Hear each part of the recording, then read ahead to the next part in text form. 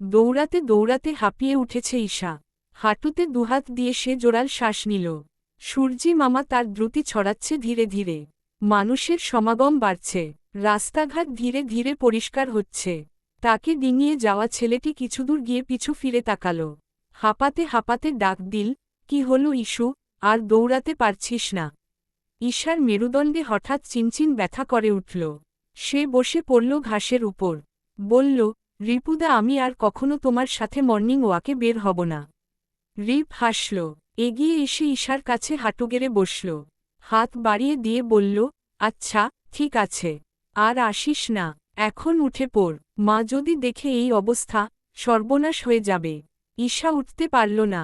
ব্যথা ক্রমশ বাড়ছে। সে চোখবন্ধ করে বলল, কিছুক্ষণ বসি, তারপর যাব। রিপ বসে পড়ল ঈশার পাশে। ঈশার যন্ত্রণাদগ্ধ মুখটা দেখতেই বুক ধক করে উঠল। কণ্ঠে একরাশ উৎকণ্ঠা মিশিয়ে জানতে চায়, ঈশা, তুই ঠিক আছিস? কি হয়েছে? ঈশা স্বাভাবিক হওয়ার চেষ্টা করে বলে, তেমন কিছু না। পিঠে একটু ব্যথা করে উঠল। অনেকদিন পর দৌড়েছি তো তাই হয়তো। ঈশা চোখ মেলে তাকাল রিপের দিকে। হেসে বলল, চিন্তা করো না, তেমন কিছু হয়নি। রিপ মুখ অন্যদিকে করে বলে, কে জানে, তুই তো আজকাল কোনো কিছুই শেয়ার করিস না আমার সাথে। ঈশা রিপের মুখের দিকে তাকায়।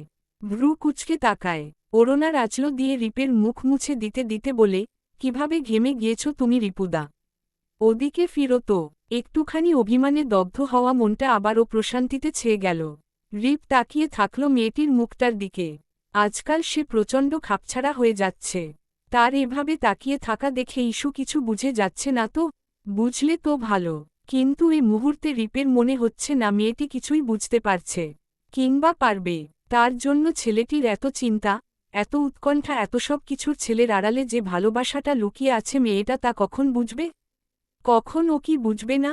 বাড়িতে পৌঁছানোর সাথে সাথে তালহা বেগম অবাক চোখে তাকালেন রিপ আর ঈশার দিকে। কিচ্ছুটি না বলে ঈশাকে টেনে ভেতরে নিয়ে গেলেন। রিপ বলল, মা, ওর কোনো দোষ নেই, আমি নিয়ে গেছি ওকে। তালহা ধমক দিলেন। বললেন, তুই চুপ থাক। ঈশা রুমে গিয়ে বিছানায় ধপ করে শুয়ে পড়ে। তালহা চেঁচিয়ে বললেন, আজ যদি ব্যথায় কান্নাকাটি করিস তাহলে খবর আছে তোর। আমি কি তোর কামলা কাটি? ঈশা চোখবন্ধ করে শুয়ে থাকল। ব্যথা ক্রমশ বাড়তে লাগল তার। অনেকক্ষণ পর আর সইতে না পেরে ডুকরে কেঁদে দেয় সে। আবার চেপে রাখে। আওয়াজ সামান্য শুনে যায় তালহা। চোখ পাকিয়ে দেখে বলে, এই তুই কাঁদছিস? ঈশা ধরে আসা কণ্ঠে বলে, মামি, দয়া করে চিল্লিও না। আমি কিছুক্ষণ শুয়ে থাকি, ভালো হয়ে যাব। মুনা আসতেই ঈশাকে এভাবে পড়ে থাকতে দেখে বলে, তোর কি ব্যথা উঠেছে ঈশা? গরম পানি দেব? ঈশা হাত নাড়ায়। মাথা ঘুরিয়ে নেয়। কেউ বুঝে না তার কষ্ট। তার কষ্ট হচ্ছে, তারপরও তারা প্রশ্ন করেই যাচ্ছে। এভাবে দৌড়াটা উচিত হয়নি। এরকম ব্যথা করবে জানলে সে কখনোই দৌড়াত না। সন্ধ্যা নামল। ঈশাকে কয়েকবার দেখতে এল রিপ। হাজারটা প্রশ্ন জুড়ে দিল। বড় ডক্টরের কাছে নিয়ে যাবে বলল। কিন্তু ঈশা নাছোড়বান্দা। সে কোনো ডক্টরের কাছে যাবে না। ব্যথাটা সবসময় করে না, মাঝে মাঝে করে। খুব সামান্য ব্যথা। অন্যদের কাছে এই ব্যথা সামান্য ব্যাপার। সে হয়তো সহ্য করতে পারছে না। গুটি গুটি পায়ে হেঁটে আবার হোঁচট খেয়ে পড়ি আসল ঈশার কাছে। ঈশা তখন ভাঙা সোফাটাতে মাথা হেলিয়ে বসেছে। পরি কপালের কাছে আঙুল দিয়ে চুলকায়। চোখ পিটপিট করে মাথা হেলিয়ে তাকায় ঈশার দিকে। ঈশা শুধু চোখ মেলে তাকায় পরির দিকে। যখন দেখল ঈশা কোনো কথা বলছে না, তখন ঈশার গায়ের উপর উঠে পড়ল বেয়ে বেয়ে। ঈশা বলল, কি করছো পরি?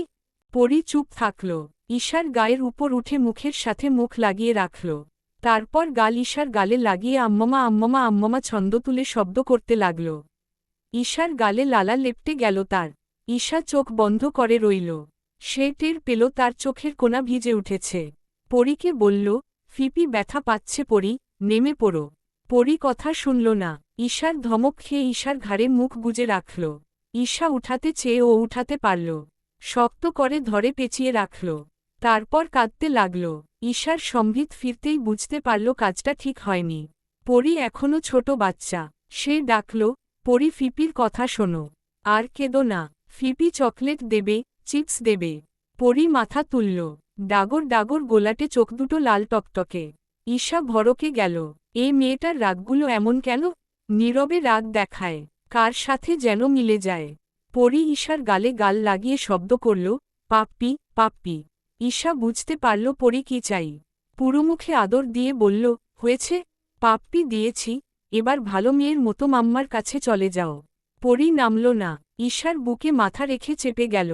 মাথা নেড়ে বুঝিয়ে দিল সে কোথাও যাবে না, ঈশার কাছেই থাকবে। ঈশা আর যেতে বলল না। কিছুক্ষণ পর পরীর ঘুমিয়ে যাওয়ার নির্দেশ হিসেবে নিঃশ্বাসের আওয়াজ শুনতে পেল। ঈশা হাসল, মাথায় হাত বুলিয়ে দিল। দুজনই এভাবে ঘুমিয়ে গেল। রিপ পরীকে নিতে এসেই এই দৃশ্য দেখে অবাক হল। এটি অদ্ভুত সুন্দর দৃশ্য মনে হল তার। সে ফোন বের করে কয়েকটা ছবি নিল। তারপর পরীকে বিছানায় নিয়ে গিয়ে শুইয়ে দিল। ঈশাকেও শুইয়ে দিল। ঘুমন্ত মুখটার দিকে তাকিয়ে সে মৃদু হাসল। তারপর তড়িঘড়ি করে রুম থেকে বেরিয়ে পড়ল। ওই ঘুমন্ত মোহনীয় মুখের দিকে বেশিক্ষণ তাকিয়ে থাকার সাধ্যি তার নেই। সে খুন হয়ে যাবে, প্রতিনিয়ত হচ্ছে ও। কে জানে কোনোদিন একেবারে নিঃশেষ হয়ে যায়। লাল, নীল, হলুদ নানারকম কালারের লাইটিং। পুরো চৌধুরী বাড়িতে মানুষের সমাগম। কালো সাদা মিশেল ড্রেস পরিহিত অনেকগুলো ছেলে হাতে ছোট ছোট ট্রেতে করে সার্ভ করছে নানা ধরনের পানীয়। এক একজনের রুচি এক এক রকম। রান্নাঘরে ব্যস্ত রাইনা। ছেলের জন্য নিজ হাতে সে পায়েস রাঁধছে। ছেলের বয়স 5 বছর পূর্ণ হল। এই 3টা বছরে অনেক কিছু পাল্টেছে। পাল্টেছে চৌধুরী বাড়ির কিছু মানুষের স্বভাব, অভ্যাস, রুচি। দূর হয়েছে তার একাকিত্ব। ছেলেকে পেয়ে। ছেলে রেহান তার নিজের ছেলে নয়। এই ছেলেটাকে 2 বছর থাকাকালীন সে দত্তক নিয়েছে। রেহান এখন চৌধুরী বাড়ির সকলের চোখের মণি। তার জন্মদিন উপলক্ষে নানা রকমের লোকের সমাগম। অথচ বাবা নামক মানুষটিকে সে যখন কোথাও দেখল না তার বড্ড মন খারাপ হল। নেশাখোর, নারিয়াস্ত আফির খেয়াল নেই আজ তার ছেলের জন্মদিন। সে তার আর ছোট ভাইয়ের বন্ধুদের সাথে মজামাস্তিতে নিমজ্জিত। মাতাল হয়ে ঢুলছে। রাইনার আজকাল আফির কাজকর্ম দেখলে কষ্ট লাগে না। তার তো একটা ফুটফুটে ছেলে আছে। আর কি লাগে। আফির একটু দয়া, সহমর্মিতা সে এখন আর চায় না। তার পৃথিবী জুড়ে এখন শুধু মুখরিত হয় রেহান নামটি। আলিয়া আর আজিজ চৌধুরী নাতির হাতে বড় বড় গিফট বক্স তুলে দিল। রেহান খুশি হল। একে একে অনেকের গিফট জমা হল। কিন্তু সেই গিফটগুলোর দিকে ফিরেও তাকালো না রেহান। বাবা আর চাচ্চু কি তাকে গিফট দেবে না? কোথায় তারা? জন্মদিনের শুভেচ্ছান্তে চারপাশ মুখরিত হল। কেক কাটা হল, নাচ গান হল। সবাই যখন উল্লাসে ব্যস্ত তখনই চুপি চুপি চৌধুরী বাড়িতে ঢুকে পড়ে একটি ছেলে। গিফট বক্স মুখের সামনে রেখে শুভেচ্ছা জানায় রেহানকে। রেহান চমকে তাকায়। সাথে অনেকে। কোনো একটি টিয়ে পাখির ডাক ভেসে আসে। Happy birthday Prince, happy birthday. মিনির ডাক শুনে সবাই হাসে। রেহান দৌড়ে যায়। ঝাপটে গিয়ে জড়িয়ে ধরে ছেলেটিকে। অভিমানী কণ্ঠে বলে, চাচ্চু আমার গিফট। দেরি কেন? ছেলেটি গিফট ধরিয়ে দেয় রেহানের হাতে। রেহান চাচ্চুকে শক্ত করে জড়িয়ে ধরে। কপালে চুমু দিয়ে বলে, লাভ ইউ চাচ্চু। ছেলেটি হাসে নিঃশব্দে। বলে, love you too my prince. Mini ডানা ঝাপটায়। ডাকে, লাভ ইউ, লাভ ইউ। ছেলেটি এদিক ওদিক তাকায়। রেহানকে বলে, ম্যাডাম কোথায়? রেহান জিজ্ঞেস করে, আইমি আন্টি। ছেলেটি মাথা নাড়িয়ে বলে, ইয়াহ। রেহান জবাব দেয়, ছাদে যেতে দেখেছিলাম। ছাদেই আছে হয়তো। রেগে আছে? রেহানের দুষ্টুমি বুঝতে পারে ছেলেটি। মাথায় চাপড় দিয়ে বলে, ম্যাডাম আজকাল কথায় কথায় রাগ করে বসে থাকে। রাগ ভাঙাতে হবে। By my Prince.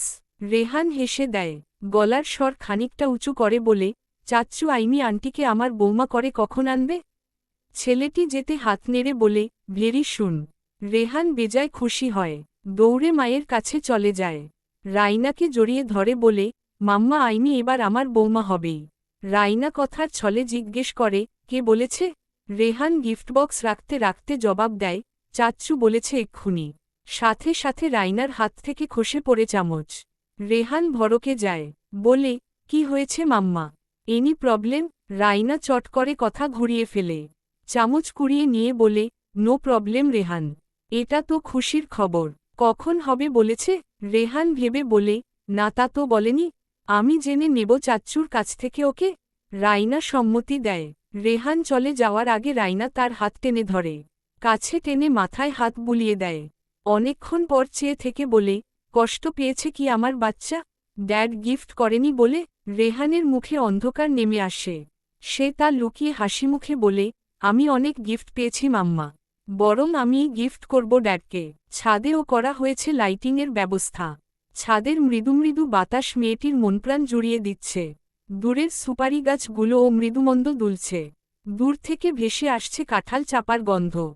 রেলিংয়ে দুহাত রেখে বিষণ্ণ মুখে দাঁড়ানো মেয়েটি কারো উপস্থিতি টের পেয়েও ঘাড় ঘুরিয়ে তাকায় না। ছেলেটি ঠোঁট কামড়ে কিছু একটা ভেবে নেয়। মেয়েটির পেছনে গিয়ে দাঁড়ায়। মেয়েটিকে ঘিরে রেলিংয়ে হাত রাখে। মেয়েটির কানের কাছে গিয়ে ফিসফিস করে জিজ্ঞেস করে, মন খারাপ? এত গভীর গরম নিঃশ্বাস মেয়েটির কানের কাছে পড়ায় মেয়েটি কেঁপে ওঠে। জবাব দিতে পারে না। ছেলেটি প্রশ্নের উত্তর না পেয়ে আবারও জিজ্ঞেস করে, খুব বেশি কষ্ট দিলাম? চলে যাব। মেয়েটি এবার সাথে সাথে সামনে ফিরে মুখোমুখি হয় ছেলেটির সাথে। ছেলেটির শার্টের কলার ধরে তার দিকে টেনে ধরে। বলে, চলে যাওয়ার কথা বললে একদম মেরে ফেলব। ছেলেটি নিঃশব্দে হাসে। বলে, আদি চৌধুরীর কপালটাই খারাপ। শেষমেশ তাহলে রাগী বউই জুটবে? কান্না পাচ্ছে ভয়ে। মেয়েটি ছেলেটির চেহারার প্রতিক্রিয়া দেখে ভ্রু কুঁচকে তাকায়। হাসি আসলে ও হাসে না। বলে, একদম ইয়ার্কি মারবে না আদি। আমি এখন সেই মুডে নেই। ছেলেটি হাসে আবারও। তারপর গম্ভীর, তীক্ষ্ণ দৃষ্টি ছুড়ে মেয়েটির দিকে। মেয়েটি তাকে কিছু বলতে না দেখে বলে, বিয়ে কবে করছি? ছেলেটি নির্বিকার ভঙ্গিতে চেয়ে থাকে। এক ঠান্ডা বাতাস মৃদুভাবে নাড়িয়ে দিল ছেলেটির চুল। ছেলেটি হাসল। মেয়েটি চোখ রাঙিয়ে তাকাল। বলল, অযথা হাসবে না। আমার রাগ হয়। ছেলেটি আবার হাসে। বলে, তোমার রাগ দেখলে বিয়ে করার শখ আমার গুটিয়ে যায়নি। মেয়েটি শার্টের কলার আর জোরে টানে। বলে, এগুলো তো খুব সামান্য রাগ। এখনও রাগের দেখেছেন মাত্র ডক্টর আদি চৌধুরী। বাকিগুলো তো বাকি আছে। ছেলেটি হাসে। নিঃশব্দে তাও। হাসতে হাসতে গলার একপাশ উন্মুক্ত হয়। বাদামি রঙের দাগটি দেখে ভড়কে যায় আইমি। ছেড়ে দেয় শার্টের কলার। আচমকা এমনটা করাই আদি অবাক হয়। জানতে চায়, কোনো সমস্যাই নি? মেয়েটি চোখ তুলে তাকায় ছেলেটির দিকে। বলে, গলার পাশে দাগটা কিসের আদি?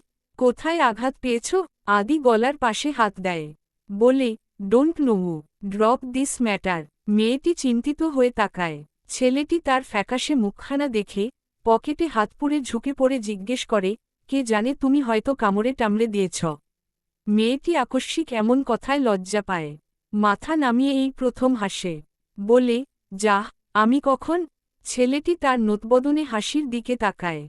পরক্ষণে চোখ ফিরিয়ে অন্যদিকে তাকায়। কি আশ্চর্য, সে মুগ্ধ হতে পারছে না মেয়েটির হাসিতে। হারিয়ে যেতে পারছে না। ডুবে যেতে পারছে না। হঠাৎ তার মনে হলো তার পিঠে মাথা রেখেছে কেউ। বুকের দুপাশে উদয় হলো দুটো হাত। সে তাকালো। ছুঁয়ে বলল, আমি আছি ইমি।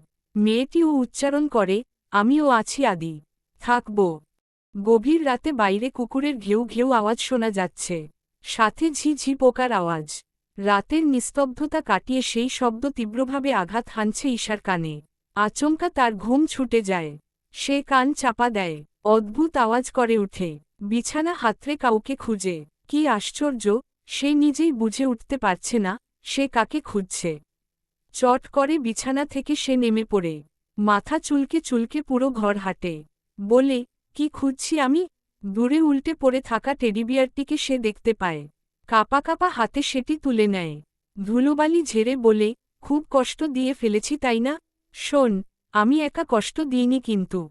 ডক্টরেরও দোষ আছে জানিস? ডক্টর ও দোষী। ডক্টর আমার কাছে ফিরে আসলে কি এত কিছু হতো? আমার সবকিছু আমার কাছে থাকত। কোনো কিছুই আর হারাত না। ডক্টর ও চলে গেল, আর ফিরল না। আমার শেষ সম্বলটুকুও আমি হারিয়ে ফেললাম। সব ডক্টরের দোষ। সব। আবোলতাবোল বকে মেয়েটি। বকতে বকতে টেডিবিয়ার বুকে চেপে শুয়ে পড়ে। গুনগুন করে কান্নার আওয়াজ ভাসে পুরো ঘরটিতে। ঝাপসা ঝাপসা চোখে সে যখন চোখ তুলে তাকায় তার পাশে সাদা ধবধবে পাঞ্জাবিটার বদলে শুয়ে আছে সেই পাঞ্জাবি পরিহিত একটি ছেলে। মেয়েটির কান্না থেমে যায়। সেই নিজেকে একবার দেখে নেয়। ছেলেটিকে না ছুঁয়ে ডাকে, ডক্টর। ছেলেটি তার দিকে ফিরে না। সে আবার ডাকে, এই ডক্টর। ছেলেটি তারপরও ফিরে না। তার কান্না পায়। গলা ধরে আসে। তারপর ও ডুকরে উঠে ডাকে, এই ডক্টর কথা বলুন না। সাথে সাথে ছেলেটি তার দিকে ফিরে তাকায়। চোখ দুটো ঘন লাল। চোয়াল শক্ত, শান্ত কণ্ঠে অসহায় হয় ঘৃণা নিয়ে তাকিয়ে বলে, I hate you Mishti. Really hate you. তুমি আমার সাথে নয়, তোমার আমার অস্তিত্বের সাথেও অন্যায় করেছ।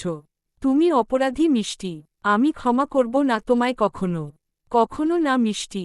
ঈশা ফুপিয়ে কেঁদে উঠে, এলোমেলো ভাবে উঠে বসে, পুরো ঘরে চোখ বুলিয়ে ডাকে, ডক্টর আপনি কোথায় চলে গেলেন? আপনি আমাকে আবার ভুল বুঝলেন ডক্টর। আমার হাতে কোনো কিছু ছিল না ডক্টর। আমি অসহায় ছিলাম তখন, খুব অসহায়। আপনি না বুঝলে কে বুঝবে আমায়? কোথায় আপনি? বাইরে কুকুরের ঘেউ ঘেউ আওয়াজ শুনে মেয়েটির সম্বিত ফিরে। সেই নিজেকে আরও একবার দেখে নেয়। চোখের পানি হাত দিয়ে ছুঁয়ে বলে, আমি কাঁদছিলাম কেন? কে এসেছিল? ওপাশের মেয়েটিকে রাগিয়ে দিয়ে ছেলেটি ঘুমানোর জন্য প্রস্তুতি নেয়। ফোনের ওপাশের মেয়েটিকে রাগাতে তার বেশ ভালো লাগে। ওয়াশরুম থেকে ফ্রেশ হয়ে সে বের হয়ে আসে। তোয়ালে দিয়ে মুখ মুছতে মুছতে এসে দাঁড়ায় আয়নার সামনে। হঠাৎ তার চোখ আটকে যায় গলার পাশে হালকা বাদামি রঙের দাগটিতে। কিছু বছর আগে ও তো এই দাগটি ছিল না। হুট করে কোথা থেকে ভূমিষ্ঠ হল। স্পট রিমুভার বের করে সে লাগিয়ে দেয়। তার মনে হলো সেই জায়গায় জ্বলছে। সেই তার তীক্ষ্ণ দৃষ্টি দিয়ে সেই দাগ দেখে আওড়ায়, জলক।